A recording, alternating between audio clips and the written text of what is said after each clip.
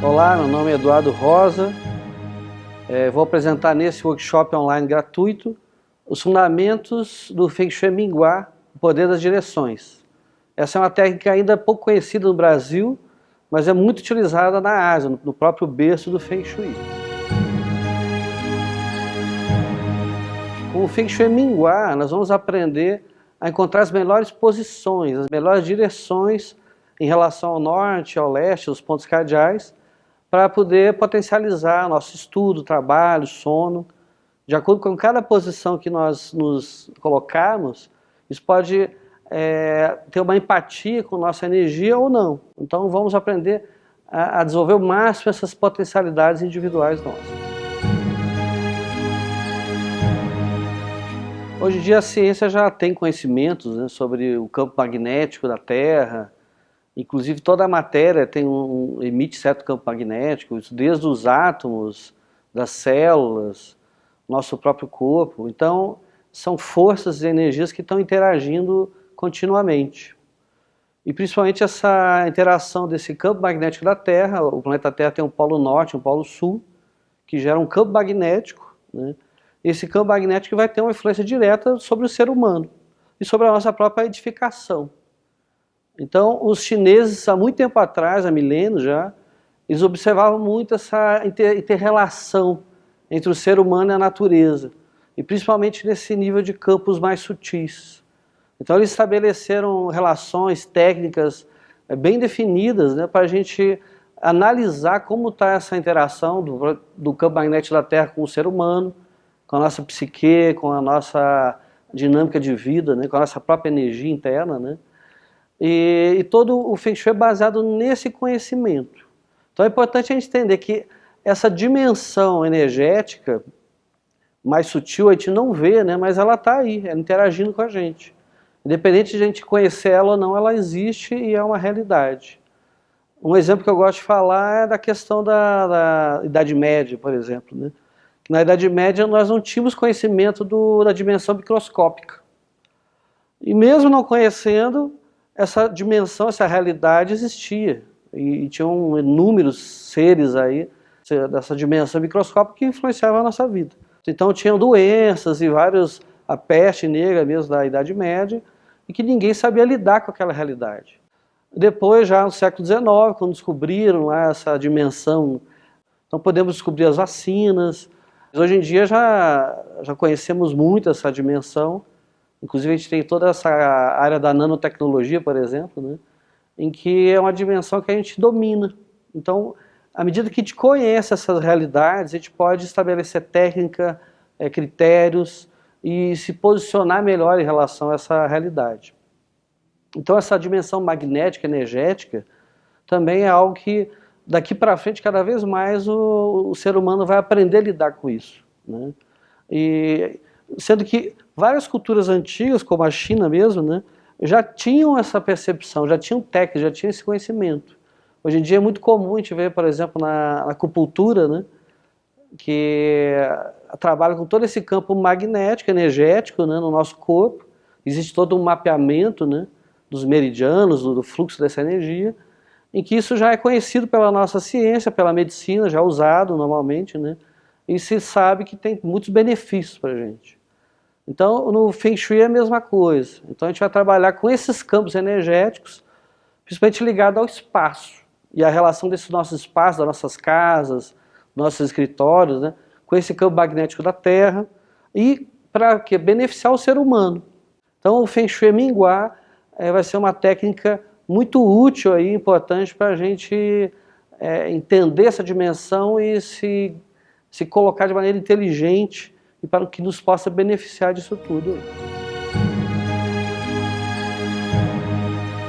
Eu sempre me interessei sobre essas civilizações antigas, que tinham alinhamentos com astros, várias proporções dos templos, na própria escala urbana também, sei lá, nos maias, né?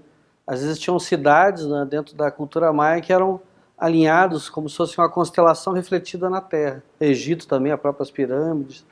Isso a gente vai ver em várias civilizações, né? Eu sempre achei muito interessante isso, né?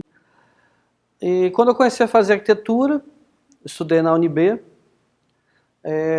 eu achei que eu ia aprender um pouco mais sobre isso, né? Sobre de onde surgiam esses elementos, por que essas civilizações tinham tanto essa relação com os astros, o movimento dos planetas, né? E essas proporções matemáticas, né? Só que a gente estuda mais a história, né, da arquitetura como um todo, né? E a gente aprende a fazer arquitetura, o espaço, a questão de funcionalidade, estrutural, tudo, né? E sempre ficou essa necessidade interna aí de querer entender esse porquê que a arquitetura antiga era diferente, né? E a sensação que eu tinha é que a nossa arquitetura ela estava sem alma, tinha faltado algum elemento, e que essas culturas tinham. E na época eu conheci o Feng Shui, eu ouvia falar dele, né? Só conhecia superficialmente. E em Brasília começou a ter umas palestras e cursos por volta de 95, 94, né?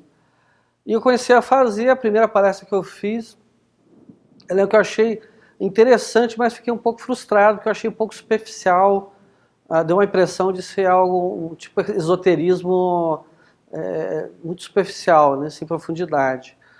Mas eu comecei a estudar mais, eu fui atrás de livros, na época eu comecei a fazer filosofia na Nova Acrópole, filosofia de maneira clássica, né, então eu estudo tanto filosofia ocidental como oriental, e com isso me ajudou a entender mais a Confúcio, né, Lao Tse, a tradição chinesa como um todo, né, o I Ching, também entrei em contato com o I Ching. Na época também comecei a fazer uma arte marcial chamada Nei Kung, que ela é toda baseada nos princípios de Xing, que são os mesmos princípios do Feng Shui. Então nisso eu comecei a ver ali muito conteúdo profundo, né?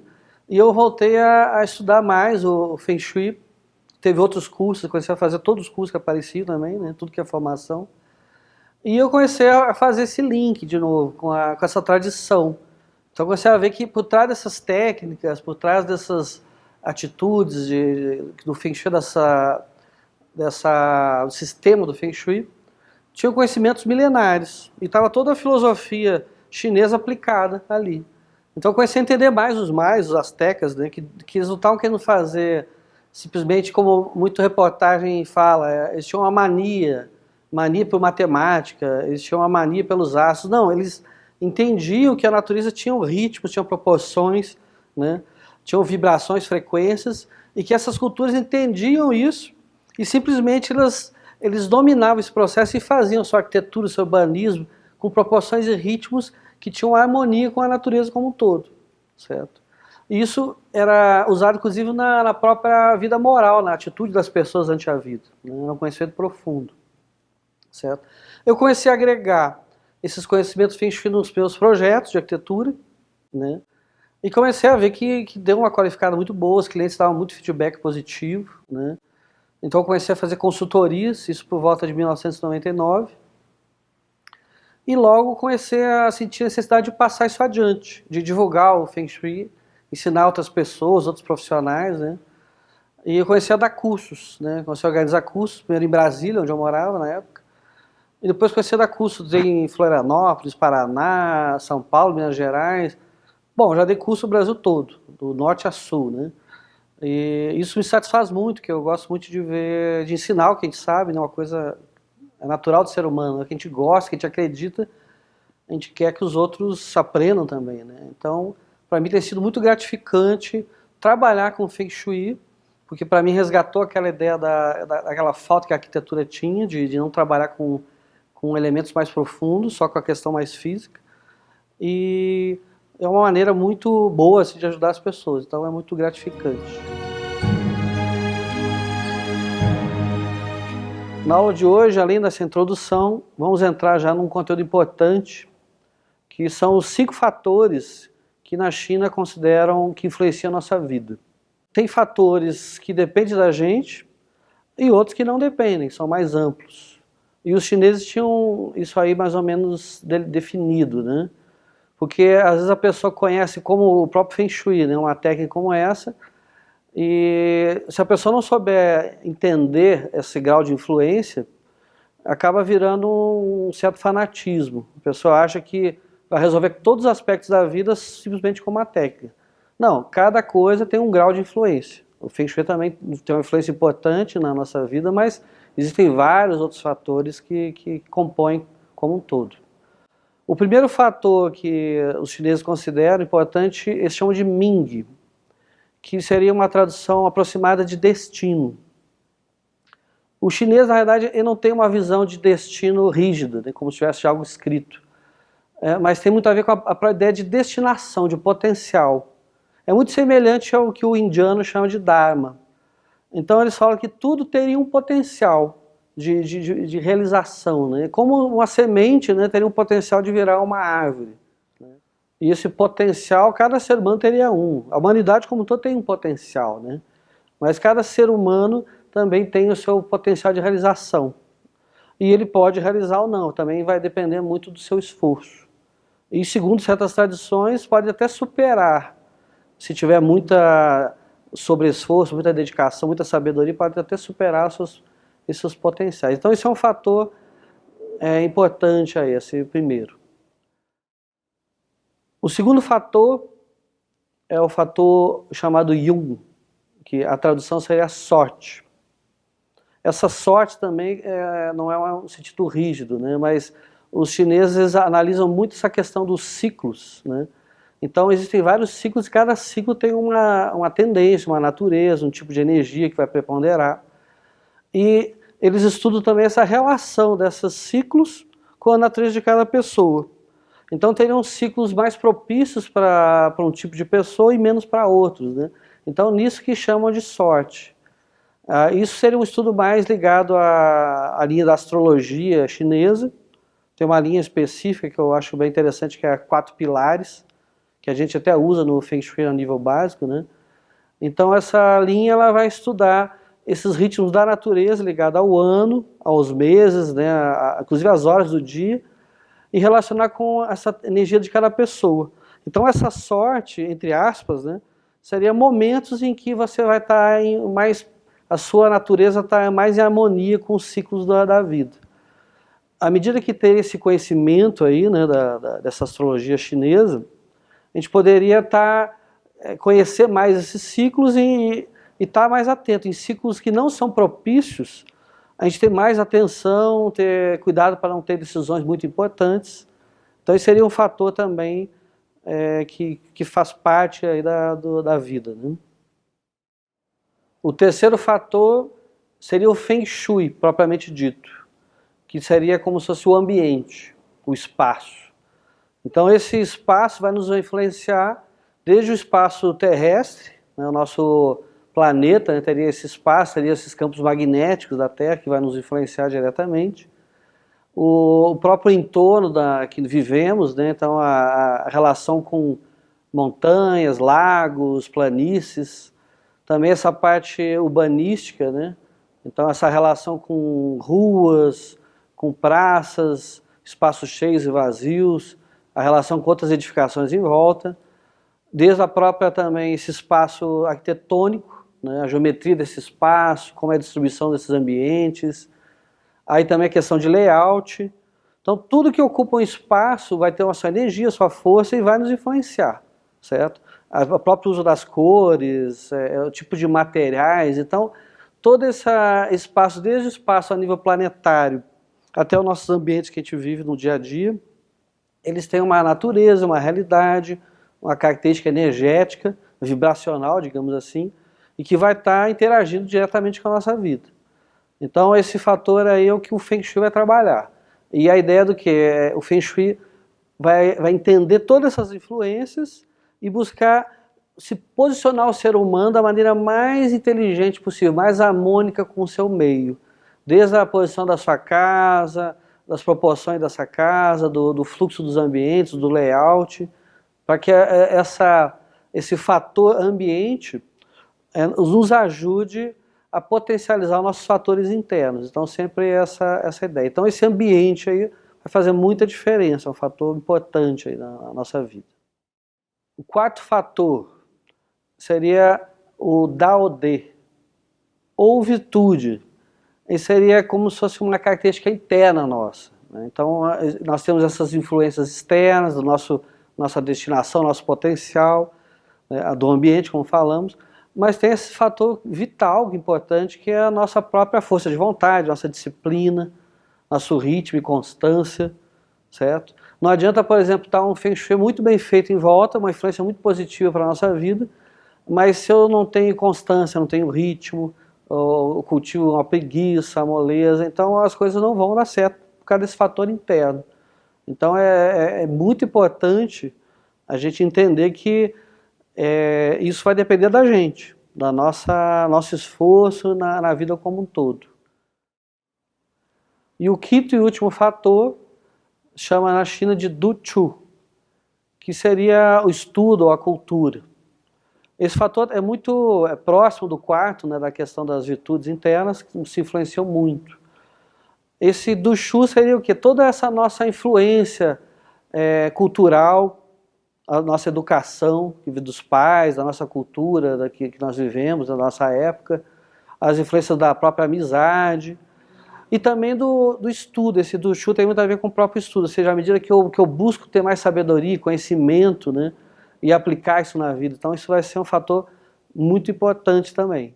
Então esses 5 fatores, é importante a gente entender que são em vários níveis, e todos eles a gente pode de alguma maneira se posicionar melhor. Então até o próprio destinação, nosso potencial, à medida que nós entendemos isso, tiver mais sabedoria, e vivenciarmos isso conscientemente, a gente pode aproveitar muito mais a própria potencial humano, da próprios ambientes nossos, né? Essa própria sorte, né? De alguma maneira, a gente saber aproveitar os momentos, as oportunidades da vida, né? E o Feng Shui vai ser essa ferramenta também fundamental, de saber nos posicionar nesses ambientes, saber nos localizar, como me direciono. Então tudo isso é importante na nossa vida.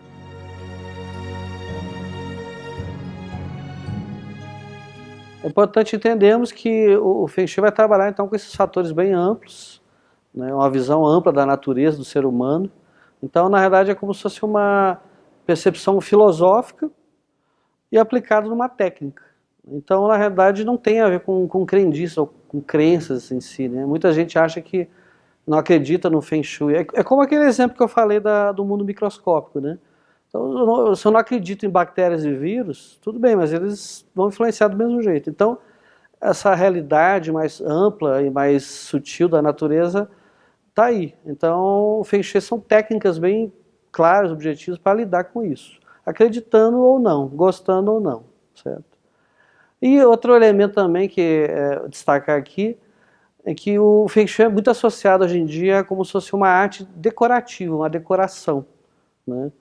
E na realidade, como a gente viu, ele trabalha com escala desde urbanismo, né, planejamento regional, né? Ele vai lidar com o espaço como um todo. E a abordagem do Feng Shui não é muito estética, ela vai buscar uma harmonia assim, né, dos espaços, a harmonia com a natureza, mas a abordagem é mais como se fosse terapêutica, como se fosse uma terapia do espaço, ou medicina do espaço. Vai buscar o que? Entender como é que está essa relação, se ela está harmônica ou não, e buscar o que? Como se fosse curas, buscar uma harmonia, certo? A estética vai entrar como um fator importante, mas não é o principal. O principal é a harmonia dessas energias, do fluxo dessas energias, desse posicionamento do ser humano com a natureza como um todo. Bom, vamos encerrando essa primeira aula, essa aula introdutória, e na próxima vamos ver uma técnica baseada nos fundamentos do Yin e Yang. O Yang são 2 forças básicas da natureza. Nós vamos aprender a como perceber esse jogo de energias no nosso ambiente, ligado a cores, a tipo de imóveis, tipo de layouts, e buscar um equilíbrio desses 2 fatores aí, certo? E vamos ver também os bigramas, trigramas, vamos entrar um pouco mais nesses fundamentos importantes do Feng Shui. Obrigado, deixem aqui seus comentários, alguma pergunta que tiverem, e vamos responder todas na medida do possível. Obrigado e até a próxima aula.